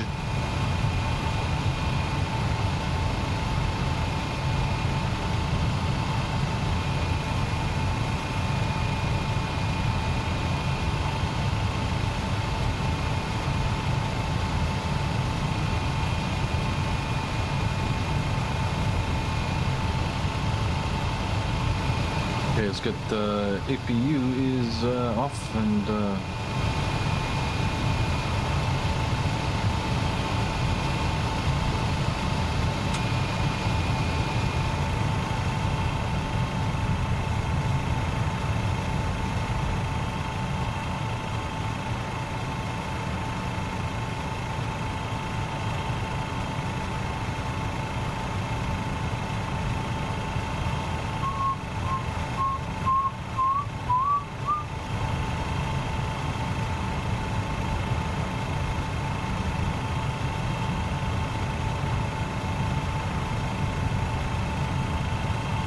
Ah, it's the old stand numbering systems have changed. So I think it's actually Bravo 10.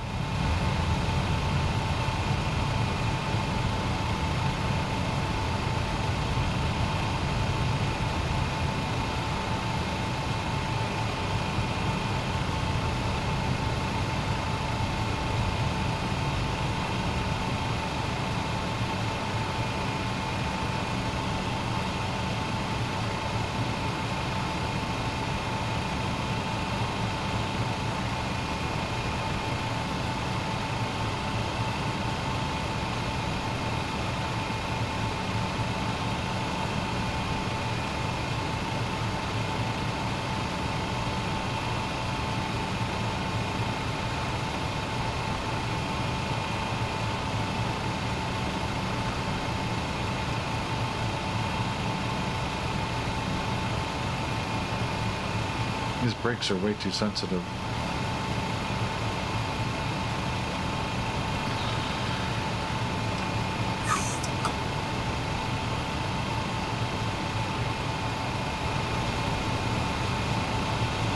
All right, hydraulics off, fuel pumps off.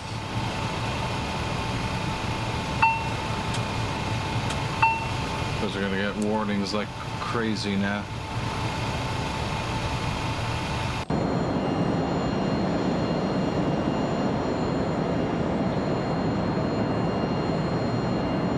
So, I know it's the best way to look at it here. Probably need to get... Ugh.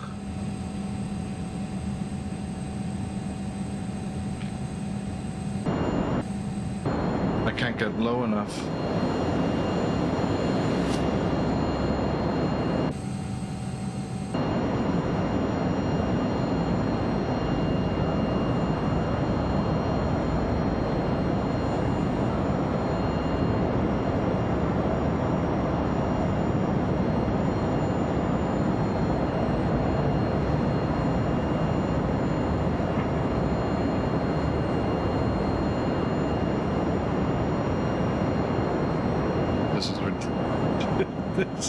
This is not working out the way I wanted.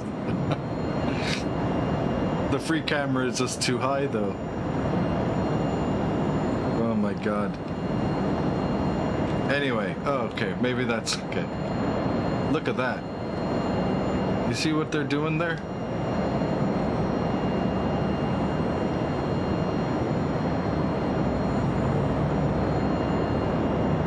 So you've got the primary strut, and then behind the primary strut is the oleo. Now I don't know if there is a oleo within this strut. It doesn't look like it, but basically when this landing gear is hanging, actually maybe we'll just look at the replay. It is a really, really clever piece of engineering.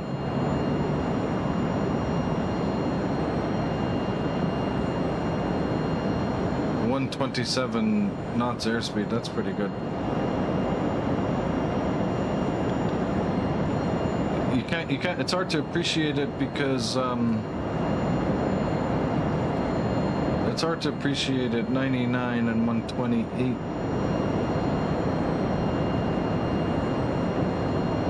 Yeah, the wind died down. There was a 10 knot, there was nearly a 10 knot crosswind at one point.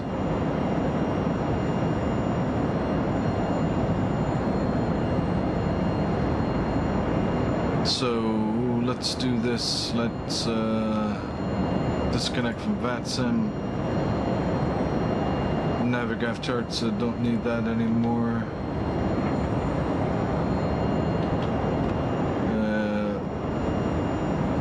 Stop running that.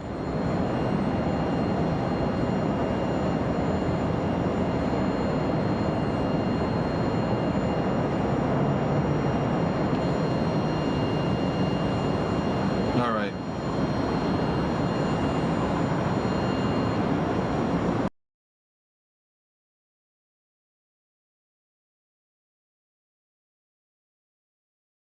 I don't know if I can probably speed it up a little bit.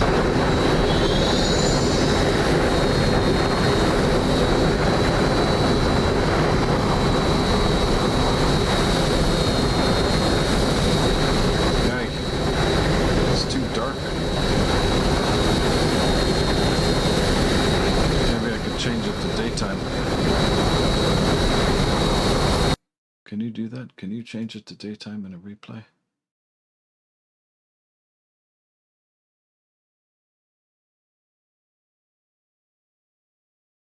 That should work, I think.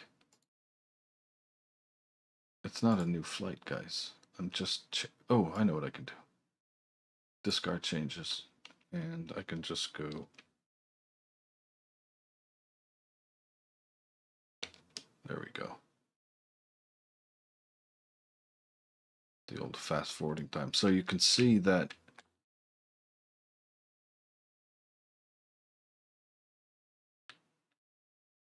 it's easier from this side. You can see where the pivot is.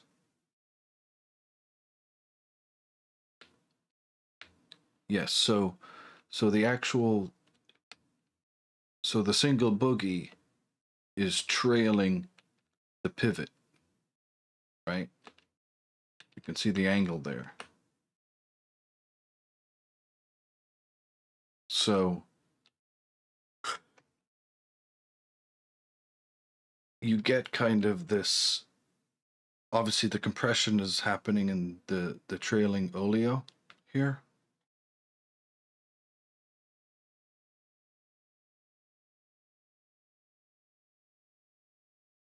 But it almost, it's so clever. It's basically until it's almost like the, to some degree, it's almost like the, it's behaving like a multi-boogie truck landing gear, where you have the trailing, the aft, let's say the aft boogie from the pivot of a, let's say a 777, or actually the A330 is a classic eagle claw kind of landing gear. So it's almost kind of trying to adopt that eagle claw kind of thing. So this is almost behaving because, you know, because these landing gear tires on this single axle is behind the pivot. It's the same as when you have the large landing gears on the A330 and the 777, where the aft axle is trailing the pivot on those larger gears. I guess they looked at it at the end, the Embraer engineers or whoever. I presume it's Embraer. I don't think they have. I don't know if this gear is on any other aircraft, or even the concept. But really clever. And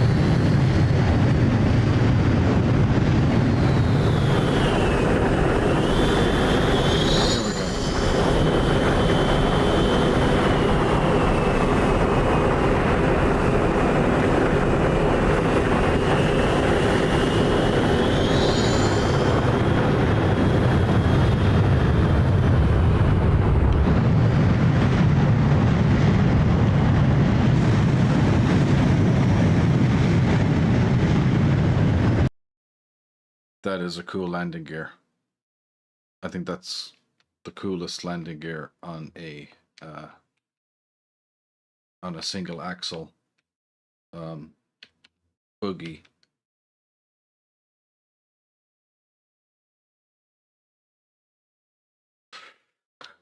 Anyway, what time is it? Oh my God, it's 1 a.m. my time.